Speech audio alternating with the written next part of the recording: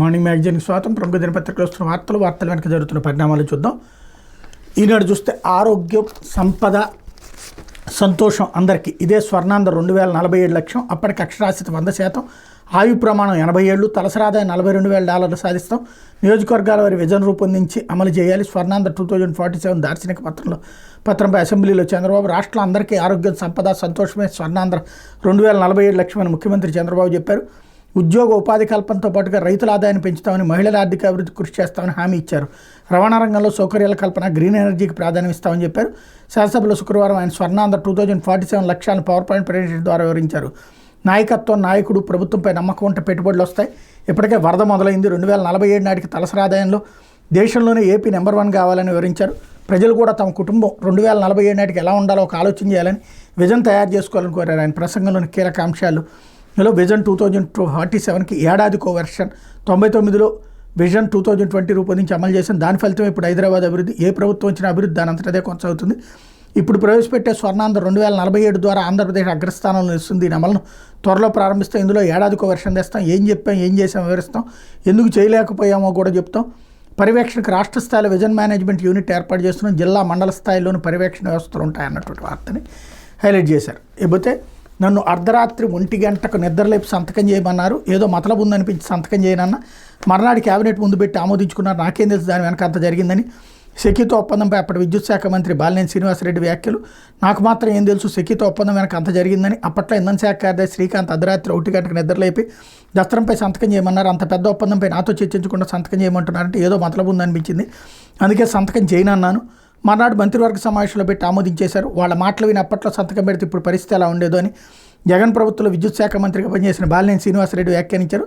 SECI కుంభకోణం, జగన్కి అదానీ ముడుపుల వ్యవహారం వెలుగులోకి రావడంతో అప్పట్లో ఏం జరిగిందో బాలినేని ఈనాడుకి వివరించారు. మంత్రిగా నా నిర్ణయాలతో సంబంధం లేకుండా అంతా జరిగిపోయింది. అలాంటి ఒప్పందాల గురించి ప్రభుత్వ పెద్దలు నాకెందుకు చెబుతారు? అడపాదడపా శ్రీకాంత్ వచ్చి సెకీతో ఒప్పందం అని చర్చించేవారు. పూర్తి వివరాలు ఎప్పుడు చెప్పలేదు. సంబంధిత మంత్రినైనా ఒక్క చోట నేను సంతకం చేయలేదు. మర్నాడు కేబినెట్ సమావేశం ఉందనగా అర్ధరాత్రి 1 గంటకు శ్రీకాంత్ ఫోన్ చేసి సెకీతో ఒప్పందం దస్త్రంపై సంతకం చేయాలన్నారు. పూర్తి వివరాలు తెలుసుకోకుండా ఎలా సంతకం పెడతామని నా పిఎస్ అంతకుముందే అప్రమత్తం చేశారు. దాంతో నేను నిరాకరించాను. కాసేపటి తర్వాత శ్రీకాంత్ నా అదనపు పిఎస్కి ఫోన్ చేసి సంతకం పెట్టకుంటే దస్త్రాన్ని మంత్రిమండలి సమావేశానికి పంపాలని చెప్పారు. ఆయన చెప్పినట్టు ఉదయం మంత్రిమండలి ముందుకు తీసుకెళ్ళి కేబినెట్ అనుమతితో ప్రభుత్వం ఆమోదించింది. ఇందులో ఎక్కడా బూతు లేదు. ఈయన ఆ రోజుల్లో కూడా జగన్ ఎట్టా ఇబ్బంది పెట్టారన్నది అర్థమైంది. శ్రీకాంత్ వచ్చి 10 సార్లు చెప్పాడు అని ఆయనే చెప్తున్నారు. తర్వాత మళ్ళీ అర్థం కాలేదు అని చెప్తున్నారు. అర్థం చేసుకోవడం రాకపోతే అది తప్పు ఆయనది అవుతుందా, లేకపోతే అవతల వాళ్ళది అవుతుందా? ఇంధన కార్యదర్శి వచ్చి చెప్పింది దాన్ని. అంతకుముందు ఉన్నటువంటిది ₹4.5 యూనిట్ కొనుగోలుకి పెడితే ₹2.49 యూనిట్ వస్తుంది. అదానీ అనేటటువంటి సంస్థ, అదానీతో డైరెక్ట్గా ఒప్పందం. సెకీ అనేది కేంద్ర ప్రభుత్వ సంస్థ. కేంద్ర ప్రభుత్వ సంస్థ రాష్ట్ర ప్రభుత్వం ఒప్పందం కుదుర్చుకుంటుంది. అదానీ వాళ్ళు సెకీకి కరెంట్ ఇస్తారు. ఆ కరెంటుని సెకీ రాష్ట్రానికి ఇస్తుంది. ఇది అర్థం కావాలి. ఆ అర్థం కాకపోవడం మంచిదైందేమో. ప్రస్తుతానికి ఈ వార్తలు చూసేసి భయపడిపోతే ఇప్పుడు ₹2.49-45 కంటే తక్కువకి ఇచ్చేవాడు ఎవడన్నా దొరికితే తీసుకోవచ్చు. అదానిది క్యాన్సిల్ చేస్తారా? ఎవడు చేయడు. ఇప్పుడు అదానికి సంబంధించినటువంటి కేంద్ర ప్రభుత్వం పక్కన ఉండగా క్యాన్సిల్ చేస్తారా? ఏమీ లేదు. పత్రికల్లో వార్తలు రాగానే దానికి అనుగుణంగా దొంగం చేసి చూపెట్టేటటువంటి ప్రయత్నం. ఎందుకు క్యాన్సిల్ చేయట్లేదు? అదానీలును, అంబానీలు, లేకపోతే కనుక భజంకాలు వీళ్ళందరూ లేదు అనుకుంటే అప్పుడు ఏం చేయాలి? రాష్ట్రాల్లో బడ్డీ కొట్లు, చిల్లర కొట్లు పెట్టుకుని బతకాలి.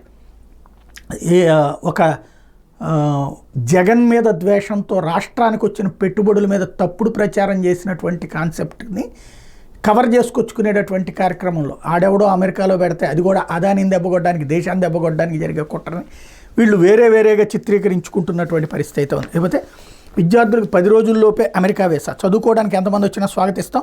ఇంటర్వ్యూలో తెలుగు అనువాదకులను పెడుతున్నాం. యూఎస్లో చదివి స్వదేశంలో మంచి ఉద్యోగాలు పొందాలి.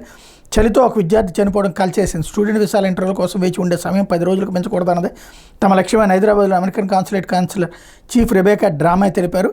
విద్యార్థులకు వీసాలపై ఎలాంటి పరిమితి లేదని, ఎంతమంది వచ్చినా స్వాగతిస్తామని వెల్లడించారు. కాన్సులేట్ బృందంతో కలిసి ఆంధ్రప్రదేశ్లో తొలిసారి అధికారిక పర్యటన చేస్తున్న ఈనాడుకు ప్రత్యేక ఇంటర్వ్యూ ఇచ్చారన్నటువంటి వార్తని హైలైట్ చేశారు. లేకపోతే కళ్ళద్దాలే దారి చూపిస్తాయి.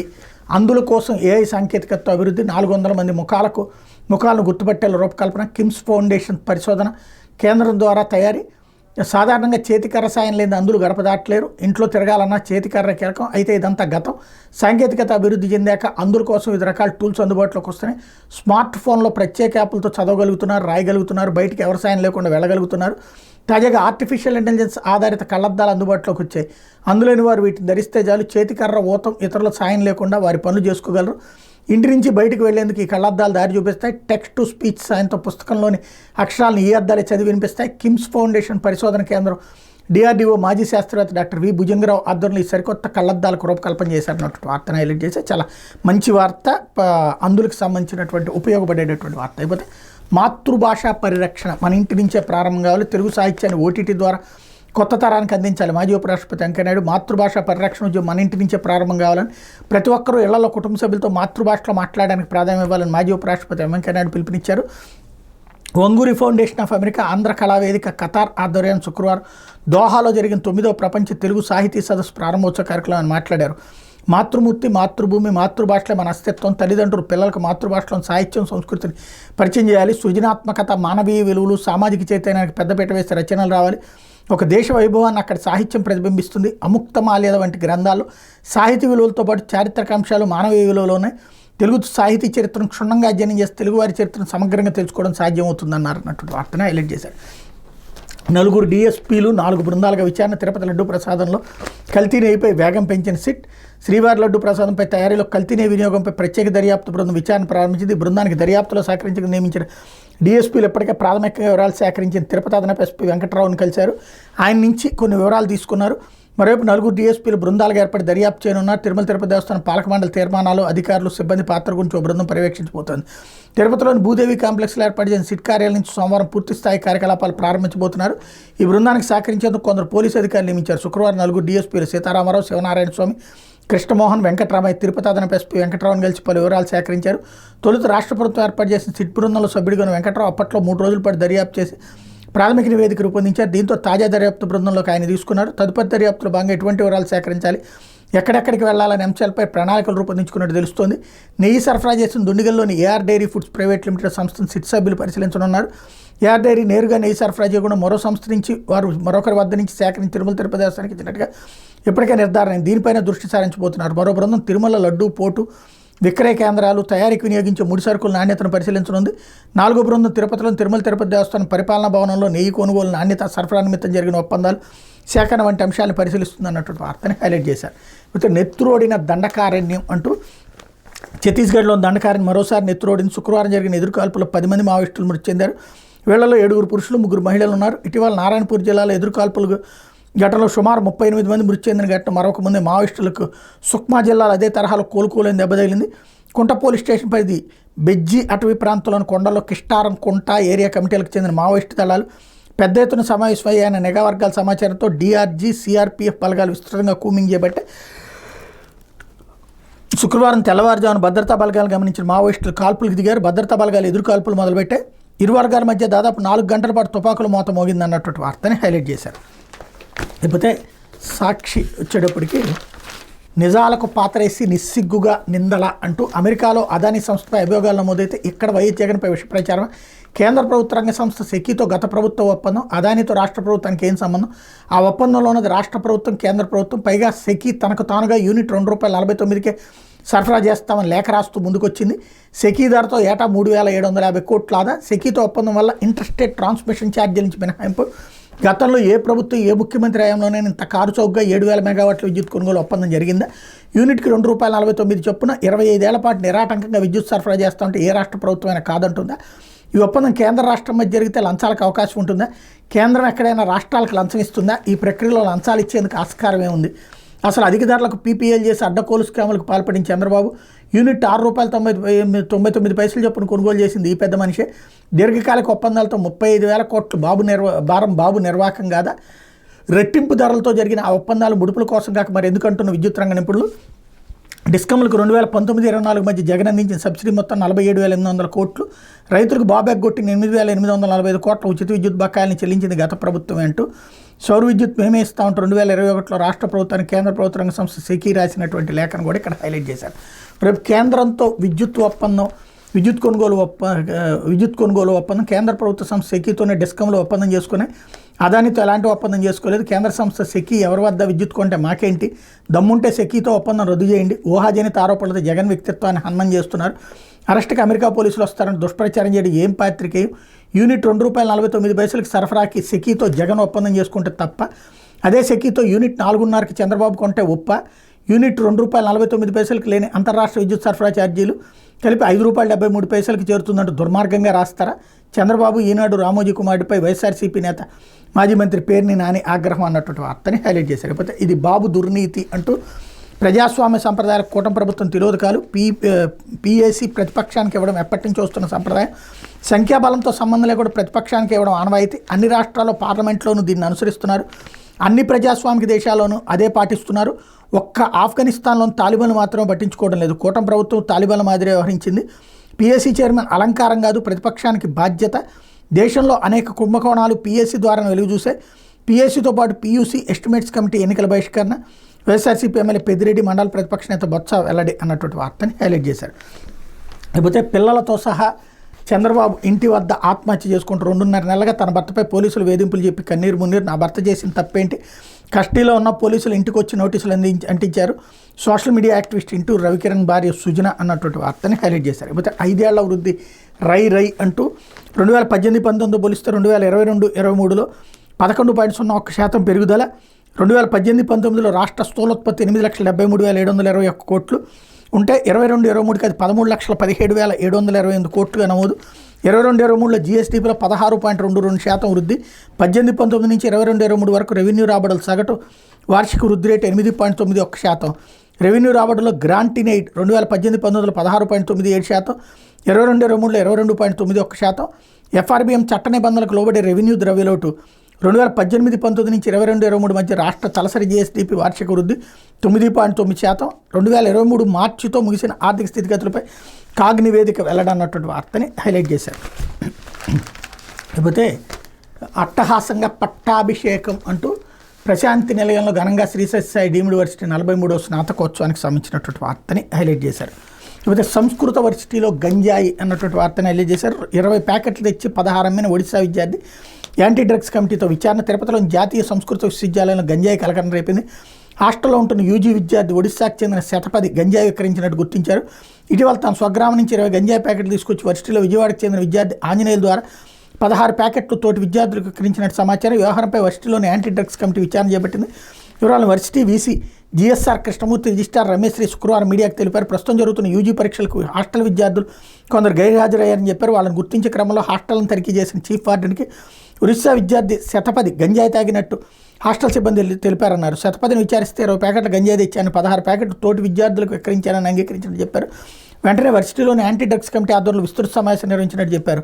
గంజాయి మూలాలపైన ఇతర విద్యార్థులకు విక్రయించిన ప్రక్రియపైన ఆరా తీస్తున్నామని, కమిటీ నివేదిక అందిన వెంటనే కఠిన చర్యలు తీసుకుంటామని వాళ్ళు చెప్పారు. జాతీయ సంస్కృతి వర్సిటీలో 6 నెలలుగా డ్రగ్స్ వ్యవహారం నడుస్తున్న అధికారులు చూసి చూడనట్టు వ్యవహరిస్తున్నారు. విద్యార్థి సంఘాలు ఆగ్రహం వ్యక్తం చేసే పోలీసులు నిందితులను గుర్తించి కఠినంగా శిక్షించాలని కోరారు. వర్సిటీలో డ్రగ్స్ దందాపై సమాచారం ఉన్న పట్టించుకున్న అధికారులపై ప్రభుత్వం చర్యలు తీసుకోవాలని ఏబీవీపీ, ఏఎస్ఎఫ్, ఎస్ఎఫ్ఐ, వైఎస్ఆర్సీపీ విద్యార్థి సంఘాలు డిమాండ్ చేశాయన్నటువంటి వార్తని హైలైట్ చేశారు. లేకపోతే ఆంధ్రజ్యోతి ఆ లంచం ఖరీదు 72,000 కోట్లు, 1,750 కోట్ల ముడుపుల కోసం జనంపై జగన్ భారం అంటూ పేరుకే సౌర విద్యుత్ కొనుగోలు ఒప్పందం, కానీ అదాని సంస్థల విద్యుత్ సరఫరా చేయలేదు. దీంతో 2021 నుంచి 24 వరకు మార్కెట్లో భారీ ధరకు విద్యుత్ కొనుగోలు చేశారు. ఆ భారం 42,000 కోట్లు. దీన్ని ట్రూ అప్ ఛార్జీల రూపంలో ప్రజలు నెత్తిన వేశారు. 2021లో Andhra Pradesh green energy corporation limited పిలిచిన టెండర్లు రద్దు చేయకుండా సోలార్ విద్యుత్ ఉత్పత్తి సంస్థలు వెంటనే విద్యుత్ సరఫరా చేసేవి.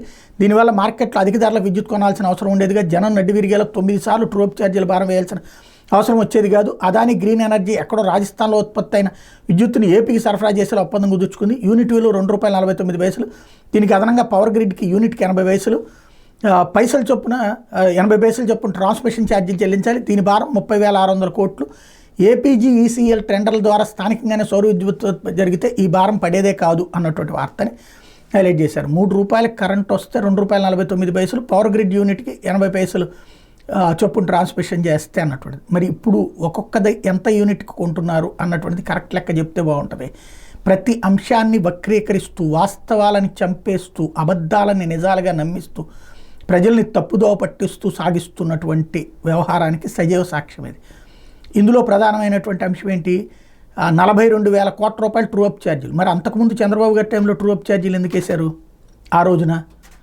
చంద్రబాబు టైం అంతకుముందు కాంగ్రెస్ టైంలో చంద్రబాబు ట్రూ అప్ ఛార్జీలు వేస్తారు, చంద్రబాబు టైంలో ఇప్పుడు వేస్తారు, మళ్ళీ ఇప్పుడు చంద్రబాబు వేస్తున్నారు, మధ్యలో జగన్ వేస్తున్నారు. దోచుకుపోతున్నారు జనాల సొమ్ము. కానీ జనాలలో తిరుగుబాటు రానియకుండా రాజకీయ పార్టీల వారీగా మార్చేస్తున్నటువంటి దరిద్రపు పరిస్థితే ఇప్పుడు దాపురించింది ఆంధ్రప్రదేశ్కి. సరిగ్గా ప్రజలకి అర్థమయ్యేలా బాధ్యతాయుతంగా చెప్పడం కాకుండా రాజకీయ కోణంలో వార్తలు రాసి నిజాల్ని చంపేస్తున్నారు. అసలు ఏ సంస్థ నుండి ఎంతెంత కొన్నారు? ₹2.49 కంటే తక్కువకి ఎవడన్నా ఇచ్చాడా అసలు ఆంధ్రప్రదేశ్కి? అది కూడా సప్లై ప్రారంభించలేదు. సప్లై ప్రారంభించిన దానికి ఇస్తున్నారు కదా, అంతకుముందు కూడా అదే వచ్చినటువంటిది కదా. ఇంకోటి అక్కడి నుంచి తీసుకోలేదు, ఇవ్వాల్సింది ఇప్పుడు ఉత్పత్తి ప్రారంభిస్తే. ఉత్పత్తి ప్రారంభించిన రోజు తర్వాత నుంచి వస్తుంది, కానీ ముందే జరగలేదు కాబట్టి ట్రూ అప్ ఛార్జీలు అనేటటువంటి విచిత్రమైనటువంటి వితండవాదం తీసుకురావడం అన్నటువంటిది పత్రికలకే చెల్లింది. లేకపోతే విజన్తో ముందుకు అన్నటువంటిది 2047 నాటికి healthy wealthy happy Andhra Pradesh Swarnandhra లక్ష్యానికి ఆ 3 ముఖ్యం అన్నటువంటి వార్తని హైలైట్ చేశారు. లేకపోతే రాష్ట్ర ప్రతిష్టకి జగన్ ముడుపుల మసక, ఎవరు తప్పు చేసినా వదిలిపెట్టేది లేదు, జగన్ ప్రాసిక్యూషన్పై న్యాయ సలహా, వారి అభిప్రాయం మేరకు తదుపరి చర్యలు తీసుకుంటాం, సెక్యూరిటీ ఒప్పందంపై ప్రజల కోణంలో నిర్ణయం, అదాని జగన్ వ్యవహారంపై సీఎం వెల్లడి, జగన్ అవినీతిని పార్లమెంట్లో ఎండగట్టాలి, టీడీపీ ఎంపీలకు చంద్రబాబు సూచన అన్నటువంటి వార్తని హైలైట్ చేశారు. అసలు ఎందుకు ముందు చేయాల్సింది అదాని సెక్యూరిటీ ఒప్పందం రద్దు చేసుకుంటుందా రాష్ట్ర ప్రభుత్వం? చేసి అంతకంటే తక్కువకి ఇచ్చేది ఎవరి దగ్గర నుంచి ఒప్పందం తెచ్చుకుంటుందా? అది తెచ్చి చూపెడితే సింపుల్గా అయిపోతుంది కదా. ఈలోపు రాజకీయం కోసం, అంటే రాష్ట్రానికి వచ్చే ప్రయోజనాన్ని కూడా రాజకీయం కోసం దిగజారుడు రాజకీయం నడిపిస్తున్నటువంటి పరిస్థితి అయితే ప్రస్తుతం రాష్ట్రంలో దాపురించినటువంటి అంశం. లేకపోతే అదానితో ఒక్క డీల్తోనే 1750 కోట్లు 5 ఏళ్లలో జగన్కి ఇంకెంత లంచం ముట్టిందో రాష్ట్రాన్ని అదానికి బ్లాంక్ చెక్లా రాసి ఇచ్చారు. ఇది రాష్ట్రానికి వైఎస్ కుటుంబానికి అవమానం, అదానితో జగన్ ఒప్పందాలంటే విచారించాలి, ఏపీలో అదాని గ్రూప్ను బ్లాక్ లిస్ట్లో పెట్టాలి, విద్యుత్ కొనుగోలు ఒప్పందాన్ని రద్దు చేయాలి, అదాని దేశం పరుదిస్తే జగన్ రాష్ట్రం పరుదీశారు, షర్మిల ధ్వజం అన్నటువంటి వార్తని హైలైట్ చేశారు. లేకపోతే నీ సైతాన్ సైన్యంతో నా క్యారెక్టర్పై తప్పుడు ప్రచారం చేయించలేదా, చెల్లితో పనులు చేయించుకుంటారు, అమ్మపై కేసు పెడతారు, నాన్న పేరును సిబిఐ ఛార్జ్షీట్లో పెట్టిస్తారు, మీకు మీరే సాటి సార్ అంటూ జగన్ మీద షర్మిల ఫైర్ అన్నటువంటి వార్తని హైలైట్ చేశారు. లేకపోతే విజయవాడ విశాఖ మెట్రో డిపిఆర్కు ఓకే, పూర్తి ఖర్చు కేంద్ర ప్రభుత్వం అందే, సర్కార్ ప్రతిపాదన, రాష్ట్రానికి 42,000 కోట్ల ఉపశమనం, విభజన చట్టం కింద విజయవాడకు న్యూ మెట్రో పాలసీ మేరకు విశాఖకు పూర్తి సాయం కోరి మెట్రో కార్పొరేషన్, కేంద్రానికి పంపించిన రాష్ట్ర సర్కార్, తొలిదశ మెట్రో కారిడార్ల ఏర్పాటుకు ఏపీ మెట్రో రైల్ కార్పొరేషన్ సిద్ధం, థర్డ్ లైన్ విధానం అయితే దేశంలోనే ఏపీ 3వది అన్నటువంటి వార్తని హైలైట్ చేశారు. లేకపోతే సిఎఫ్ఎంఎస్ లోపాల పుట్ట, భద్రతపై కాగ్ తీవ్ర అభ్యంతరాలు, 3 ఏళ్లలో 968 కోట్ల నకిలీ బిల్లులు చెల్లింపు, లబ్ధిదారుల పేర్లు కూడా మార్చేలా వ్యవస్థ, చెల్లింపులు విత్డ్రాలపై నియంత్రణ లేదు, ఆర్థిక శాఖ తెలియకుండానే లావాదేవీలు, అధికారం లేకపోయినా బిల్లుల రద్దు, సిఎఫ్ఎంఎస్ వ్యవస్థలో నకిలీ బిల్లులు గుర్తించేందుకు ఎలాంటి అవకాశం లేదు. ఈ లోపం వల్ల 2018 ఏప్రిల్ నుంచి 2021 సెప్టెంబర్ వరకు 141,917 నకిలీ బిల్లుల కోసం 968 కోట్లు చెల్లించారు. ఇది ఖజానాకు నష్టం. ఈ వ్యవస్థలో ఏదైనా ఒక విభాగంలో ఎన్ని చెల్లింపులు చేయాలన్న పరిమితిపై నియంత్రణ లేదు. దీంతో 2018 ఏప్రిల్ నుంచి 2021 సెప్టెంబర్ వరకు 2,545 మంది పెన్షనర్లకు సంబంధించి 218 కోట్లు డబ్బు అధికంగా డ్రా చేశారన్నటువంటి వార్తని హైలైట్ చేశారు. లేకపోతే ఇంతకే ఇప్పుడు దీని లెక్కన తెలుస్తున్నది ఏంటి? సిఎఫ్ఎంఎస్ అనేది 2018 ఏప్రిల్లో అంటే అప్పుడు ఎవరున్నారు? చంద్రబాబు ఎవరు ఉన్నారు? అప్పటి నుంచి నడుస్తోంది అన్నటువంటి విషయం ఇప్పటిదాకా తెలియలేదు. ఇప్పుడు రాసుకొచ్చినటువంటి దాంట్లో ఇప్పుడు కూడా అది జగన్ పాపమే అని రాసే ప్రయత్నం చేసుకొచ్చారనమాట. లేకపోతే సుకుమా అడవుల్లో భారీ ఎన్కౌంటర్, 10 మంది నక్సల్స్ మృతి అన్నటువంటి వార్తని ఇక్కడ హైలైట్ చేశారు. మృతుల్లో 3 మహిళలు అన్నటువంటి విషయాన్ని. ఇది దినపత్రికలో వచ్చిన వార్తలు వెనకాల జరుగుతున్న పరిణామాలు.